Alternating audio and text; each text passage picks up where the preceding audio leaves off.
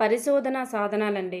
పరిశోధన సాధనాలు అనేటటువంటివి మోస్ట్ ఇంపార్టెంట్. ఈ పరిశోధన సాధనాలు సైకాలజీలో బాలల యొక్క ప్రవర్తనను అంచనా వేసేటటువంటి సాధనాలు.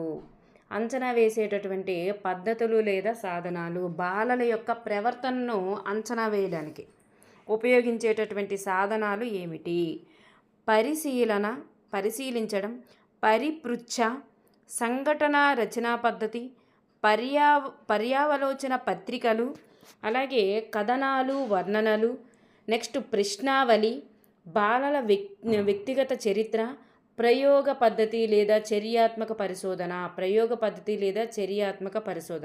ఇది ఆల్రెడీ మీకు ఒక వీడియో అనేటటువంటిది స్పెషల్గా ఇచ్చాను కాబట్టి ఇక్కడ నేను ఇది చెప్పడం లేదు.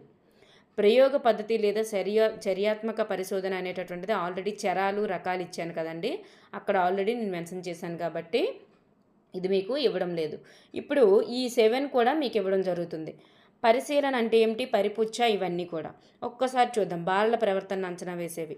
పరిశీలన అంటే ఏమిటి? ఇక్కడ బాలల ప్రవర్తనను అంచనా వేసే సాధనాలలో పరిశోధన లేదా పరిశీలన అనేటటువంటిది ఒకటి. ఇక్కడ పరిశోధన కాదు, పరిశీలన అనేటటువంటిది ఒకటి.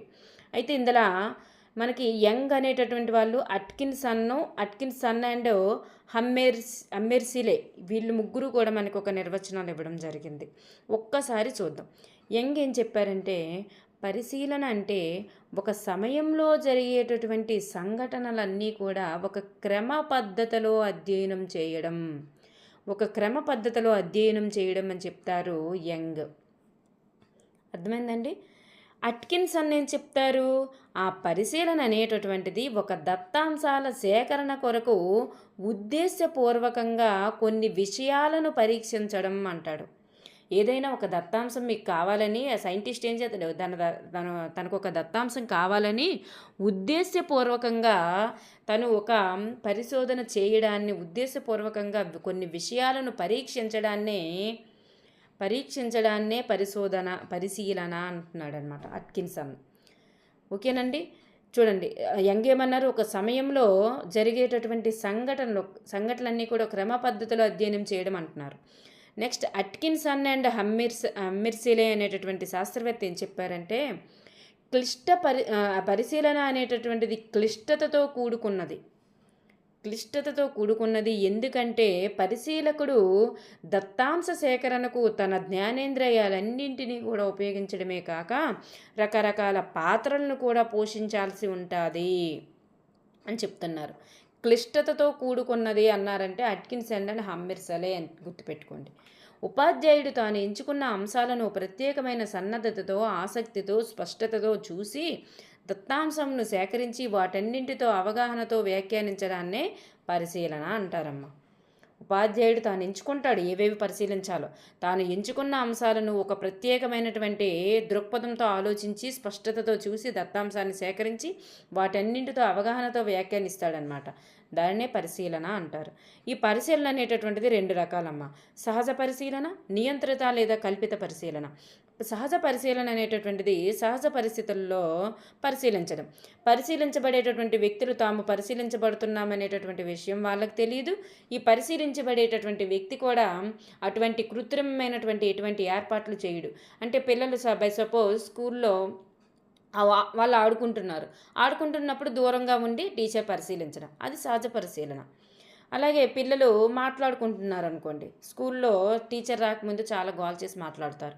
టీచర్ వచ్చి ఏమీ తెలియనట్లుగా వచ్చి కూర్చొని వాళ్ళని అబ్జర్వ్ చేయడం, అలాంటివన్నీ కూడా సహజ పరిశీలన అవుతుంది. నెక్స్ట్ గెసెల్ అనేటటువంటి శాస్త్రవేత్త ఈ పిల్లల యొక్క ప్రవర్తనను పరిశీలించడం కోసం సహజ పరిశీలనే ఇది కూడా ఆ కృత్రిమ ఏర్పాటు చేసినట్లుగా పిల్లలకి కూడా తెలియనివ్వకుండా ఆ పరిశీలనను అబ్జర్వేషన్ డోమ్ అనేటటువంటి వాటిని ఏర్పాటు చేసి రూపొందించాడు. ఈ పిల్లల పరిశీలించడానికి అబ్జర్వేషన్ డోమ్లు అనేటటువంటివి రూపొందించాడనమాట. ఈ డోమ్ చుట్టూ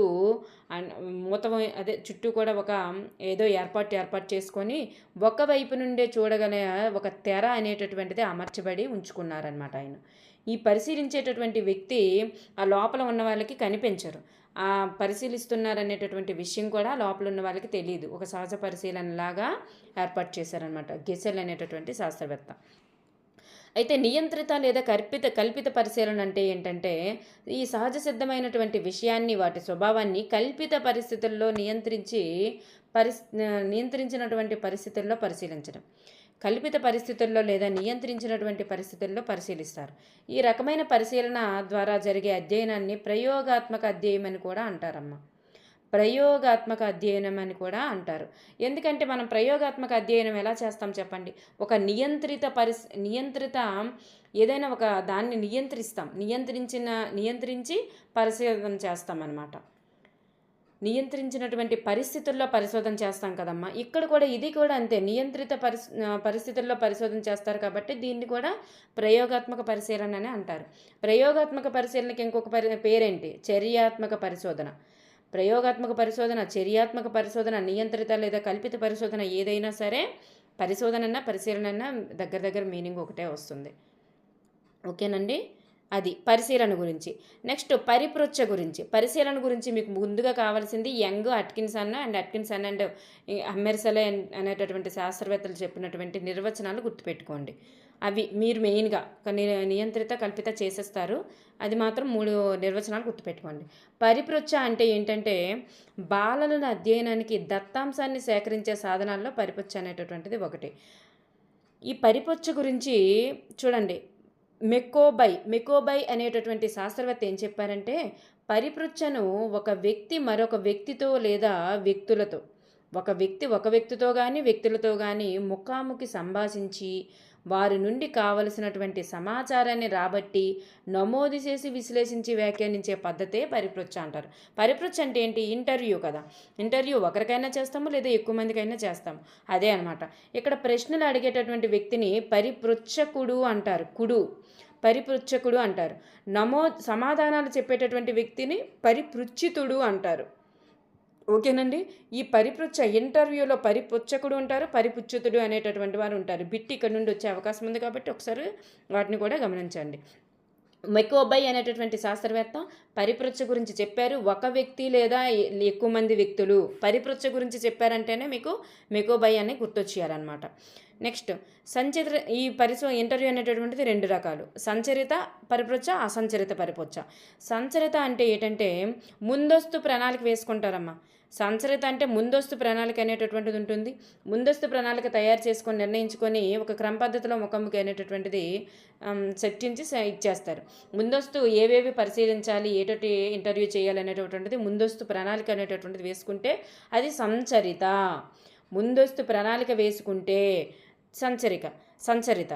అదే ముందస్తు ప్రణాళిక ఏమి ఉండదు, ఇంటర్వ్యూ దగ్గరికి వస్తారు, వాళ్ళకి నచ్చిన క్వశ్చన్లు అనేటటువంటిది వేసేయడం, ఏదైనా అలా చూడండి, ఒక దగ్గర నుండి స్టార్ట్ చేస్తారు, అనుకోకుండా ఇంకొక దాంట్లోకి దూరిపోవడం, ఇంకొకటి అడగడం, ఇంకొకటి అలా ప్రశ్న తోడయ్యి వాళ్ళు ఇంకొక సమాచారాన్ని సేకరించడం అలా చేస్తారు తప్ప వాళ్ళు ఎటువంటి సమాచారం వాళ్ళు కోరుకోవాలనుకుంటున్నారో ముందు ఎటువంటి ప్రణాళిక అనేటటువంటిది వేసుకోరు.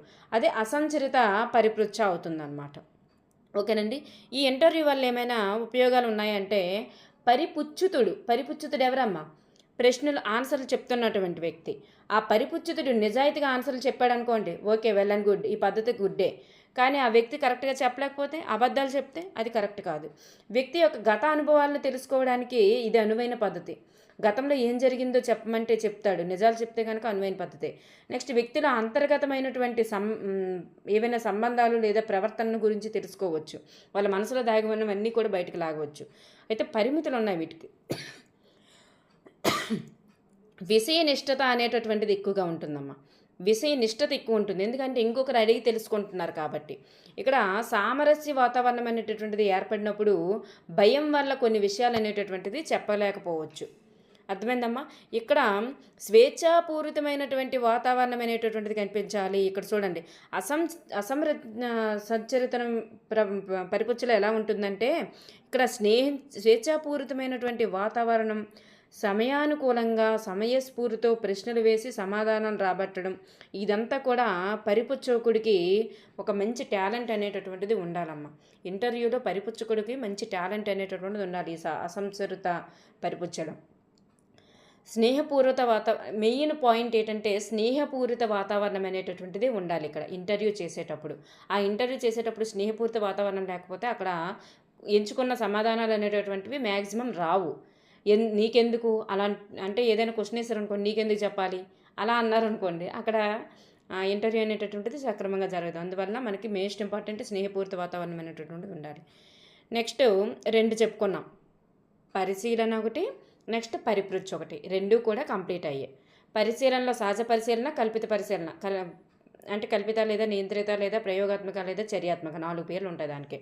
నెక్స్ట్ పరిపృచ్ఛలో 2 రకాలు, సంచరిత అసంచరిత, 2 కూడా మీకు గుర్తున్నాయని అనుకుంటున్నాను. నెక్స్ట్ పర్యాలోచక, చూడండి పరిపృచ్ఛకు వచ్చేసరికి ఒక్కలే, మెక్బై అనేటటువంటి శాస్త్రవేత్త ఒక్కలే మనకు నిర్వచనం వచ్చింది. పరిశీలనకు వచ్చేసరికి 3 నిర్వచనాలు ఉన్నాయి. ఆ 3 నిర్వచనాలు గుర్తుపెట్టుకోండి. నెక్స్ట్ పర్యాలోచక పత్రికలు. పర్యాలోచక పత్రికలు అంటే బాలలు తమ యొక్క సొంత ఆలోచనలు, అనుభవాలు, నెక్స్ట్ ఈ సొంత ఆలోచనలు లేదా అనుభవాలన్నీ కూడాను ఉపాధ్యాయులు పరిశీలించి అంశాలను నమోదు చేసేందుకు ఉపయోగించేటటువంటి ఒక పుస్తకం ఇది. ఇందులో ఎవరు ఉంటాయి, బాలలు తన యొక్క సొంత ఆలోచనలు, అనుభవాలన్నీ కూడా ఇందులో ఉంటాయన్నమాట, పర్యాలోచక పత్రికలు. దీనివల్ల పిల్లల యొక్క స్వీయ మూల్యాంకనానికి, వారికి తెలిసిన మరియు తెలియని విషయాలు వర్గీకరించుకోవడానికి, తద్వారా వారి యొక్క సంజ్ఞానాభివృద్ధికి దోహదం చేస్తుంది. ఏంటంటే పర్యాలోచక పత్రికలు అనేటటువంటిది. పిల్లల యొక్క నూతన విషయాలు మరియు భావనలను నేర్చుకోవడానికి మరియు క్లిష్టమైన సమస్యల యొక్క పరిష్కారానికి, భావ వ్యక్తీకరణకు ఉపయోగపడతాయి అన్నమాట. పిల్లలు ప్రతిస్పందనలు అనేటటువంటి ఉపాధ్యాయులు పరిశీలించి తగు సూచనలు చేసినప్పుడు అది వారిలో జ్ఞాన నిర్మాణానికి కూడా దారితీస్తుంది. ఇప్పుడు చూడండి, ఇది పిల్లల యొక్క పూర్తి ఆలోచనలు, అనుభవాలకు సంబంధించినటువంటి పుస్తకం అమ్మ. ఈ పుస్తకం ద్వారా ఉపాధ్యాయుడు వాళ్ళని పూర్తిగా కూలంకుశంగా ఆలోచించగలుగుతాడు, వాళ్ళేంటి అనేటటువంటిది. వాటి ద్వారా వాళ్ళకి ఏమైనా సమస్య ఉందా అనేటటువంటిది తెలుసుకొని పరిష్కరించడానికి కూడా అవకాశం ఉంటుంది అన్నమాట. క్లిష్టమైన సమస్యల పరిష్కారానికి, భావ వ్యక్తీకరణకు కూడా ఇవి ఉపయోగపడతాయి. దీనివల్ల పిల్లలకి ఏమవుతుంది, స్వీయ మూల్యాంకనానికి కూడా వాళ్ళు ఏంటి అనేటటువంటి విషయం కూడా వాళ్ళు తెలుసుకోవడానికి ఉపయోగపడతాయి అన్నమాట. నెక్స్ట్ సంఘటన రచనాత్మక పద్ధతి మనకు ఆల్రెడీ ఉన్నాయి, ట్రై మెథడ్స్లో ఉన్నాయి. సంఘటన పత్రాలు అని, సంఘటన పత్రాలు అనేటటువంటివి ఆల్రెడీ మనకు ఉన్నాయి. ఇవి సంఘటన రచనాత్మక పద్ధతి అంటే ఇవి ఈ పద్ధతి అనేటటువంటిది పిల్లల యొక్క ప్రత్యేకమైనటువంటి ప్రవర్తన మరియు ఉద్వేగాలను, సంఘటనలను పరిశీలించి ఒక ప్రణాళిక అనేటటువంటిది రూపొందించుకుంటారమ్మా. అంటే పిల్లలు ఒకవేళ దెబ్బలాడుకుంటున్నారనుకోండి, సంఘటన ఒక ప్రత్యేకమైనటువంటి విషయాలు, సంఘటన అంటేనే ఒక ప్రత్యేకమైన సంఘటన అని అంటాం. పిల్లలు దెబ్బలాడుకున్నప్పుడు కానీ, పిల్లలు ఏడ్చినప్పుడు కానీ, పిల్లలు బాగా నవ్వుతున్నప్పుడు కానీ, ఏవైనా ఒక రకమైన ఉద్వేగాలు లేదా వాళ్ళ యొక్క ప్రవర్తన అనేటటువంటిది ఒక స్పెషల్గా ఉన్నప్పుడు వాళ్ళు ఎలా ఉంటారు, బాగా వాడి కోపం వచ్చింది ఎలా దురుసుగా ప్రవర్తిస్తాడా లేదా ఓర్చుకుంటాడా, అలాంటివి అనమాట. ఒక సంఘటనకు సంబంధించి పిల్లలు ఎలా ప్రవర్తిస్తున్నారో అలాంటివి నమోదు చేయడం అనమాట. ఈ ప్రవర్తనను పరిశీలకుడు నమోదు చేస్తాడు. ఈ పద్ధతిలో పిల్లల యొక్క తీరు, లింగము, వయస్సు, సంఘటన జరిగినటువంటి సమయము, సంఘటనకు పూర్వం పిల్లలు ఎలా చేసేవాళ్ళు, సంఘటన జరిగిన తర్వాత ఎలా చేసేవాళ్ళు, సంఘటనకు గల కారణం ఏమిటి, సంఘటనలో పిల్లలు పాల్గొన్నటువంటి విధానం ఏంటి, వాళ్ళ భాష ఏంటి, వాళ్ళ ఉద్వేగాలు ఏంటి, ఇవన్నీ కూడా నమోదు చేస్తారమ్మా. ఇదే సంఘటన రచనాత్మక పద్ధతి లేదా పరిశోధన అనమాట. దీనివల్ల టీచర్కి చాలా రకాలైనటువంటి అధ్యయనం చేయడానికి ఉపయోగపడుతుందన్నమాట. ఈ పరిశీలించేటటువంటి వ్యక్తి యొక్క వ్యక్తిగత అభిప్రాయాలు అనేటటువంటివి ఇందులో రాయకూడదు. ఈ పరిశీలించేటటువంటి వ్యక్తి యొక్క వ్యక్తిగత అభిప్రాయాలు అనేటటువంటివి రాయకూడదు. ఈ సంఘటనలో ఎలా ప్రవర్తిస్తున్నారో పిల్లలు అవే రాయాలన్నమాట. సంఘటనలో ఒరిజినల్గా పిల్లలు ఎలా ప్రవర్తిస్తున్నారో అలా రాయాలి. కానీ ఈ అబ్బాయి యాక్చువల్గా అలా ఉండేవాడే కానీ ఈరోజు ఎలా ప్రవర్తిస్తున్నాడని వ్యక్తిగత అభిప్రాయాలు అనేటటువంటివి రాయకూడదు. నెక్స్ట్ వర్ణనలు మరియు కథనాలు అంటే పిల్లల యొక్క ప్రవర్తనను మరియు చర్యలను అవి జరిగిన క్రమంలో నమోదు చేయాలమ్మా. ఇప్పుడు సంఘటన రచన పద్ధతిలాగా ఒక ప్రత్యేకమైన సంఘటనకు పరిమితం కాకూడదు. చూడండి అమ్మా, ఇక్కడ ఒక ప్రత్యేకమైనటువంటి ప్రత్యేకమైన సంఘటనకు పరిమితం కాకూడదమ్మా. అన్ని రకాల ప్రవర్తనలు నమోదు చేస్తే అది వర్ణనలు లేదా కథనాలవుతుంది. ఇది కూడా ప్రవర్తనలు లేదా ఉద్వేగాలను నమోదు చేసేదే. కానీ ప్రత్యేకమైన ప్రవర్తన, ఉద్వేగాలను నమోదు చేయడము అంటేనే సంఘటనా పత్రావళి గుర్తుపెట్టుకోండి. ఓకేనండి. ప్రత్యేకమైన పద్ధతి ప్రత్యేకమైన ప్రవర్తన లేదా ఉద్వేగాలంటే సంఘటన, లేదా అన్ని రకాలవి అయితే వర్ణనలు. అర్థమైందండి. అన్ని రకాల ప్రవర్తనలు నమోదు చేసేది వర్ణనలు. పిల్లలు ఏం చేస్తున్నారు, తరగతి గదిలో, తరగతి బయట ఇతర పిల్లలతో ఏ విధంగా ప్రవర్తిస్తున్నారో మొదలైన అంశాలన్నీ కూడా ఒక క్రమ పద్ధతిలో నమోదు చేస్తారమ్మ. ఇక్కడ ఒక క్రమ పద్ధతిలో నమోదు చేస్తారు. అన్ని రకాల ప్రవర్తనలను నమోదు చేస్తే ఇది వర్ణనాత్మక పరిశోధన. ఓకేనండి. వర్ణనాత్మక పరిశోధన ఇది ఒక సాధనం. దీనివల్ల ఇవన్నీ ఒక దగ్గర నమోదు చేయడం వల్ల టీచర్కి తర్వాత తన యొక్క ప్రవర్తనను అంచనా వేయడానికి ఉపయోగపడుతుంది. పిల్లల యొక్క ప్రవర్తన, చర్యలు అనేటటువంటివి ఒక క్రమ పద్ధతిలో రాస్తారనమాట. ముందేం చేశాడు, తర్వాత ఏం చేశాడు, తర్వాత ఏం చేశాడు, ప్రతి ఒక్కటి కూడా ఒక క్రమ పద్ధతిలో రాస్తే ఇది వర్ణనలు. పిల్లల గురించి పూర్తిగా వర్ణించడం.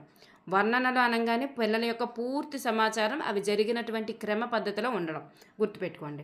వీటి యొక్క ఉపయోగాలు, పరిమితులు చూస్తే పిల్లల ప్రవర్తనకు సంబంధించినటువంటి సమగ్ర సమాచార సేకరణ, ఒక ప్రత్యేకమైనటువంటి ప్రవర్తనకు పరిమితం కాకుండా అన్ని రకాల ప్రవర్తనలు నమోదు చేస్తారు. ఇక్కడ పరిమితులకు వచ్చేసరికి పిల్లలందరినీ గమనించడం కష్టం, ఎక్కువ కాలం కూడా తీసుకుంటుంది. ఓకేనండి. నెక్స్ట్ వన్ ప్రశ్నావళి అనేటటువంటిది. మూర్తిమత్వ అంచనా పరీక్ష. మూర్తిమత్వాన్ని అంచనా వేసేటటువంటి పరీక్ష ఏది అంటే ప్రశ్నావళి. మిక్కిలి తరచుగా ఉపయోగించేటటువంటి పద్ధతి ఏది అంటే ప్రశ్నావళి. Most important. మూర్తిమత్వాన్ని అంచనా పరీక్ష మిక్కిలి తరచుగా ఉపయోగించేటటువంటి పద్ధతి ఏదంటే ప్రశ్నావళి. Good and hot. Good hot ఏం చెప్పారు ప్రశ్నల గురించి అంటే, ప్రశ్నలలో రూపొందించినటువంటి పత్రాన్ని ప్రయోజ్యుడే స్వయంగా పూర్తి చేయించడం ద్వారా సమాధానాలు రాబట్టేటటువంటి సాధనం ప్రశ్నావళి. ఇక్కడ ఏమవుతుంది చెప్పండి.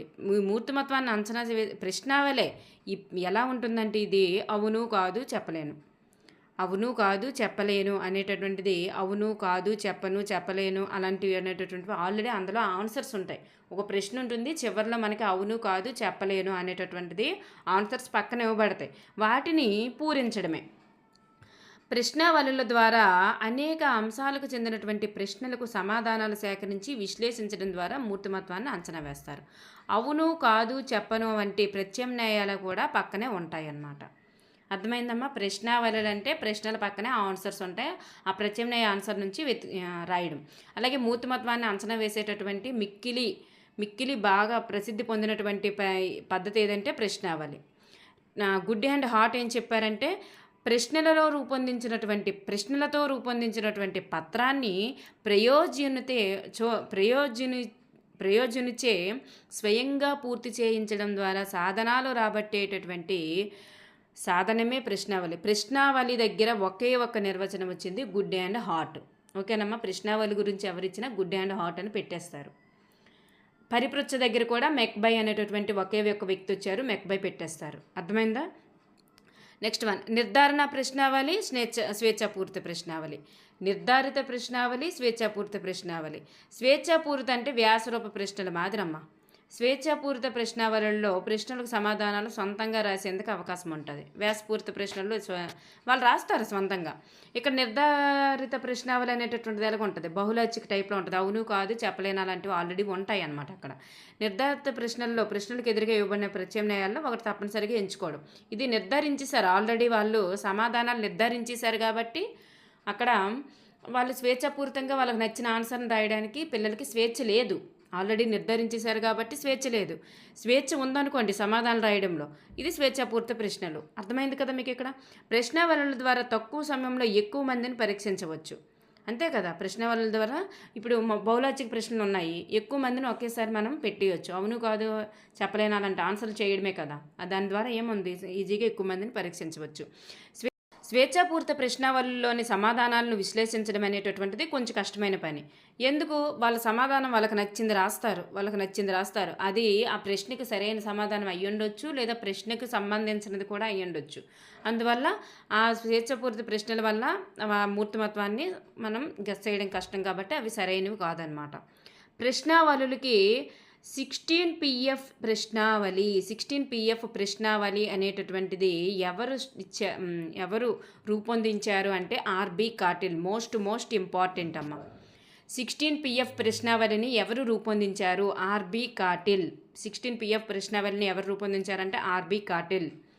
నెక్స్ట్ వ్యక్తి చరిత్ర పద్ధతి. వ్యక్తి చరిత్ర పద్ధతినే ఏమంటారమ్మా? చికిత్సా పద్ధతి అని అంటారు. మొన్న మాక్ టెస్ట్లో మనకి ఇచ్చారు ఇది. వ్యక్తి చరిత్ర పద్ధతి గురించి బిట్ రావడం జరిగింది. ఒక వ్యక్తిలోని వివిధ ముఖ్యాంశాలను నిశితంగా లోతుగా పరిశీలించి నమోదు చేసి విశ్లేషించి వ్యాఖ్యానించడాన్ని వ్యక్తి చరిత్ర అధ్యయనం అంటారు. ఒక వ్యక్తిని తీసుకుంటారమ్మా, ఆ వ్యక్తి పుట్టినప్పటి నుండి మ్యాక్సిమం మోస్ట్ ఆఫ్ ది ఒక వ్యక్తినే తీసుకొని చివరి కాలం వరకు అలాగా పరిశీలించడం అనమాట. ఇది చాలా ఎక్కువ టైం తీసుకుంటుంది. దీన్ని బట్టి చూస్తే ఇది చాలా ఎక్కువ టైం అనేటటువంటి తీసుకుంటుంది. ఒక వ్యక్తిలోని ముఖ్యాంశాలను నిశితంగా లోతుగా పరిశీలించి నమోదు చేసి విశ్లేషించి వ్యాఖ్యానించడం. ఒక వ్యక్తి గురించి అయితే వ్యక్తి చరిత్ర పద్ధతి. ఈ వ్యక్తి చరిత్ర పద్ధతిని చికిత్సా పద్ధతి అని కూడా అంటారు. అయితే ఇక్కడ మనకి ఒక నిర్వచనం వచ్చింది. వ్యక్తి చరిత్ర పద్ధతికి ఇచ్చినటువంటి నిర్వచనం ఎవరు అంటే బోనీ అండ్ హల్ఫిల్ అనేటటువంటి శాస్త్రవేత్త వ్యక్తి చరిత్ర పద్ధతికి నిర్వచనాన్ని ఇచ్చారు. స్వేచ్ఛాపూరిత విద్యార్థికి సంబంధించినటువంటి సమగ్ర విచారణ సమస్యాపూరిత అంటే సమస్య ఎవరికైతే ఉందో ఆ సమస్యాపూరిత విద్యార్థికి సంబంధించిన సమగ్ర విచారణ జరిపి ఆ వ్యక్తి సమస్యను నివారించడానికి ఉపయోగపడేటటువంటి పద్ధతే వ్యక్తి చరిత్ర పద్ధతి అంటారు. ఎవరు చెప్పారు? బోనీ అండ్ హల్ఫిల్ అనేటటువంటి శాస్త్రవేత్తలు, హల్ఫిల్ మాన్ అనేటటువంటి శాస్త్రవేత్తలు చెప్పడం జరిగింది. ఈ వ్యక్తి అధ్యయన పద్ధతి అనేటటువంటిది కూడా 2 దశలు ఉంటాయన్నమాట. ఫస్ట్గా సమస్యను నిర్ధారించే దశ, సమస్యను నివారించే దశ. సమస్యను ముందుగా నిర్ధారిస్తారు, తర్వాత సమస్య నివారణ అనేటటువంటిది చేస్తారు. ఈ నిర్ధారించేటప్పుడు 4 దశలు మనకి పరిష్కార పద్ధతిలో 8 దశలు అనేటువంటి ఉన్నాయి కదండి, 7 ఉన్నాయి. అదే అనమాట ఇక్కడ. ఫస్ట్ సమస్యను గుర్తిస్తారు, తర్వాత కారణం ఏమై ఉంటుందో పరికల్పన చేస్తారు, తర్వాత డైరీలు, ఉత్తరాలు, ఇంటర్వ్యూలు, ఇలాంటివన్నీ కూడా ఇవన్నింటి ద్వారా సేకరిస్తారు సమాచారాన్ని. సేకరించిన సమాచారాన్ని పరికల్పనలు మళ్ళీ చేస్తారు. సమస్య ఏంటనేది గుర్తిస్తారు, పరికల్పన చేస్తారు, కారణం ఏంటనేది. నెక్స్ట్ వివిధ ప్రూఫ్లన్నీ కూడా సేకరిస్తారు. తర్వాత సేకరించిన దాని నుండి పరికల్పనలు చేస్తారు. నెక్స్ట్ సమస్య నివారణ చేయడం కోసం ఆ పరిష్కార మార్గాలు ఎన్నుకుంటారు. నివారణోపాయాలు అనేటటువంటివి ఎంతవరకు సఫలమయ్యాయో గమనిస్తారు. నెక్స్ట్ అంతిమ అభిప్రాయాలు అనేటువంటివి వ్యక్తపరుస్తారు. సమగ్రమైనటువంటి రిపోర్ట్ కూడా చివరికి తయారు చేస్తారు. ఈ విధంగా సమస్యను ముందుగా నిర్ధారిస్తారు, తర్వాత సమస్యను నివారిస్తారు. నిర్ధారించడానికి ఏవేవి అవసరం అవి సమకూర్చుకుంటారు. నివారించే పరిష్కారం అనేటటువంటిది పరిష్కార మార్గాలు ఎన్నుకొని నివారిస్తారనమాట. ఇక్కడ బోనీ అండ్ హల్ఫిల్ అనేటటువంటి శాస్త్రవేత్త వ్యక్తి అధ్యయన పద్ధతికి బోనీ అండ్ హల్ఫిల్ వచ్చారు. ప్రశ్నావళులకు వచ్చేసరికి గుడ్ అండ్ హార్ట్ వచ్చారు. నెక్స్ట్ వర్ణనల దగ్గర మనకి ఎటువంటి శాస్త్రవేత్త రాలేదు. చూడండి, పర్యాలోచక పత్రాలు ఇవి ఎక్కడ కూడా మనకి శాస్త్రవేత్త రాలేదు. మనకి పరిశీలన దగ్గర 3 శాస్త్రవేత్తలు వచ్చారమ్మ. పరిశీలన దగ్గర 3 శాస్త్రవేత్తలు. పరిపృచ్ఛకు వచ్చేసరికి మెకోబై వచ్చారు. పరిపుచ్చకి మెకోబై. నెక్స్ట్ మనకి ప్రశ్నావళి దగ్గర గుడ్ అండ్ హార్ట్ను, నెక్స్ట్ ప్రశ్నావళి రూపొందించినటువంటి ఆర్బి కాటిల్. ఈ 3 దగ్గరలు మనకి నిర్వచనాల దగ్గర వచ్చారు. వ్యక్తి చరిత్ర పద్ధతికి వచ్చేసరికి బోనీ అండ్ హల్ఫిల్ మన్ వచ్చారు. నెక్స్ట్ ఈ వ్యక్తి చూడండి, ఆ సైంటిస్ట్ అన్నీ కూడా మీరు ఒక దగ్గర రాసుకుంటే ఇంకా ఈజీ అనమాట. వ్యక్తి అధ్యయనం చేయవలసినవి ఏంటంటే పాఠశాల సక్రమంగా హాజరు కాకపోవడం, దొంగతనము, దౌర్జన్యము, పాఠ్యాంశ అధ్యయనంలో వెనకబడడం, వ్యాకులత, అమితంగా సిగ్గుపడడం, హఠం చేయడం, ఇవన్నీ కూడా వ్యక్తి అధ్యయన పద్ధతిలో మనం అధ్యయనం చేయవచ్చు అనమాట. నెక్స్ట్ అయిపోయిందండి వ్యక్తి అధ్యయన పద్ధతి. నెక్స్ట్ నిర్ధారణ మాపని. నిర్ధారణ మాపన అనేటటువంటిది రేటింగ్ స్కేల్ ఆల్రెడీ మనకు తెలుసు. లక్షణాంశాలు, బారల్లో లక్షణాంశాలు ఏ స్థాయిలో ఉన్నాయో, ఇక్కడ మనకి సైకాలజీలో ఏ స్థాయి అనేటటువంటిది వర్డే ఇవ్వలేదు అసలు. కానీ మనకి ట్రై మెథడ్స్కి వచ్చేసరికి ఏ స్థాయిలో ఉన్నాయో గమనించడానికి ఉపయోగపడేదే, నిర్ధారించడానికి ఉపయోగపడేదే నిర్ధారణ మాపని. లక్షణాంశాలు, వీటికి ఒక స్కేల్ ఉంటుంది. 5 పాయింట్ల స్కేలు, లేదా 3 పాయింట్ల స్కేలు, లేదా 7 పాయింట్ల స్కేలు. సైకాలజీకి వచ్చేసరికి గుడ్, వెరీ గుడ్, ఎక్సలెంట్ అలాంటివి ఉంటాయమ్మా. వీటికి స్కేల్ అనేటటువంటిది 5 బిందువులు కానీ 7 బిందువులు కానీ స్కేల్ ఉంటుంది. దీని ఆధారంగా వ్యక్తి యొక్క మూర్తిమత్వాన్ని అంచనా వేయడం జరుగుతుందన్నమాట. లక్షణాంశాలు అనే కీవర్డ్ కనిపిస్తే అది నిర్ధారణ మాపని. ఓకేనమ్మా. అయితే ఈ బిందువులు బిందువులతో స్కేల్ ఉంటుంది కదా, ఈ స్కేల్ మధ్యలో తటస్థం అనేటటువంటిది ఉంటుంది. ఈ తటస్థం ఇందులో ఈ చూడండి, ఫస్ట్గా పూర్తిగా అంగీకరిస్తాను, తటస్థము, అంగీకరించను, పూర్తిగా అంగీకరించను. ఇటుకు వచ్చేసరికి ప్లస్లు అనేటటువంటివి లెఫ్ట్ సైడ్ ప్లస్లు ఉన్నాయి, రైట్ సైడ్ మైనస్లు ఉన్నాయి. చూడండి, అంగీకరించను, పూర్తిగా అంగీకరించను. లెఫ్ట్ సైడ్ ప్లస్లు ఉన్నాయి. అంటే ధనాత్మక వర్ణన ప్లస్ అనేటటువంటిది ఆరోహణ క్రమంగా వేస్తే, అంటే ముందు ఇగోండి ఇలా రాసినప్పుడు ఆరోహణ క్రమంలో ధనాత్మక వర్ణన అనేటటువంటిది ముందు వస్తుంది. రుణాత్మక వర్ణనలో అవరోహణ క్రమం వెనక నుంచి కిందికి ఇలా బిందువులు అనేటటువంటివి ఉన్నాయి. ఓకేనండి. నెక్స్ట్, ఈ నిర్ధారణ మాపనలు అనేటటువంటివి 2 రకాలు. స్వీయ అనేటటువంటి తనంతట తను నిర్ధారణ చేసుకునేవి, ఇతరులను మాపనం చేసేవి. స్వీయ నిర్ధారణ మాపనలు అనేటటువంటివి ప్రయోజులు స్వయంగా ప్రత్యామ్నాయాలతో ఎంచుకొని టిక్ చేసేస్తారనమాట. ప్రయోజనం నిజాయితీగా ఉంటే ఇది ఉపయుక్తంగానే ఉంటుంది. తను వెరీ గుడ్, ఎక్సలెంట్ అని తనకు తానే వేసుకోవడం అనమాట. ఇది తను నిజాయితీగా ఇచ్చేస్తే స్వీయ నిర్ధారణ మాపన బాగానే ఉంటుంది. ఇది మానసిక రోగులు కానీ, నిరక్షరాస్యులు కానీ, చిన్నపిల్లలకి మనం ఇవి ఉపయోగించలేం. మీరు చేయండి అంటే వాళ్ళు చదువుకోలేరు కాబట్టి చేయలేరు. ఇతరులు మాపనం చేసేవి ఇవి కరెక్ట్గా ఉంటాయమ్మా. ప్రయోజనుల లక్షణాంశాలని ఇతరులు గుర్తిస్తారు కనుక దీంట్లో వస్తునిష్టత అనేటటువంటిది ఉంటుంది. వస్తునిష్టత అంటే ఇతరులు గుర్తించి వేయడము. ప్రయోగ పద్ధతిలో కూడా వస్తునిష్టత అనేటటువంటిది ఉంటుంది. ఇక్కడ నిర్ధారణ మాపనలు ఇతరులు చేసే దాంట్లో కూడా వస్తునిష్టత అనేటటువంటిది ఉంటుంది.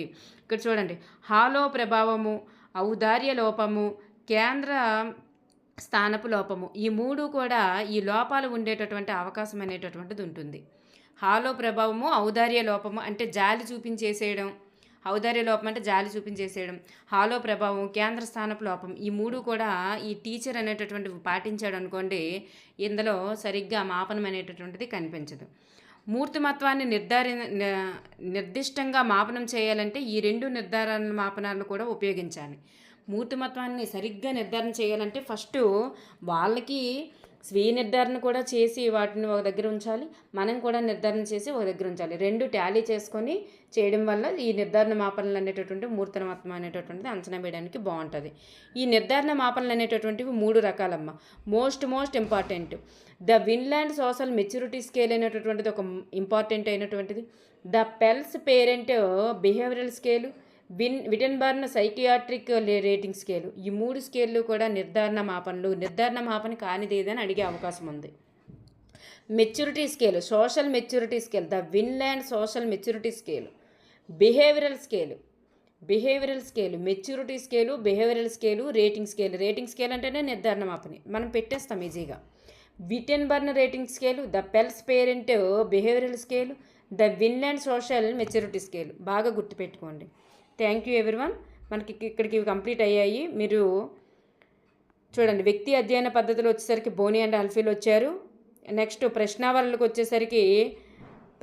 వచ్చేసరికి గుడ్ అండ్ హార్ట్ను, నెక్స్ట్ ఆర్బి కాటిల్ అనేటటువంటి వాళ్ళు వచ్చారు. పరిప్రచ్ఛకు వచ్చేసరికి మెక్బై వచ్చారు. ఇచ్చారు. ఒక వ్యక్తితో కానీ మరి కొంతమంది వ్యక్తులతో కానీ ఇంటర్వ్యూ చేయడం అని చెప్పేసి అంటారు. గెసల్ అనేటటువంటి శాస్త్రవేత్త ఇక్కడ అబ్జర్వేషన్ డోమ్ సహజ పరిశీలన దగ్గర వచ్చారు. నెక్స్ట్ మామూలుగా పరిశీలన దగ్గర 3 వచ్చారనమాట. యంగ్ అంటే క్రమ పద్ధతిలో అధ్యయనం చేయడం. అట్కిన్సన్ అంటే దత్తాంశాల సేకరణ కొరకు ఉద్దేశపూర్వకంగా కొన్ని విషయాలు పరీక్షించడం అంటాడు. అట్కిన్సన్ అండ్ హమ్మెర్సీలో ఏం చెప్తారంటే క్లిష్టతతో కూడుకున్నది, అవి జ్ఞానేంద్రియాలన్నింటినీ ఉపయోగించడమే కాక రకరకాల పాత్రలు కూడా పోషించాలని చెప్తారనమాట. ఈ విధంగా మీరు ఈ బిట్లు అనేటటువంటివి చేసేయచ్చు. Thank you everyone.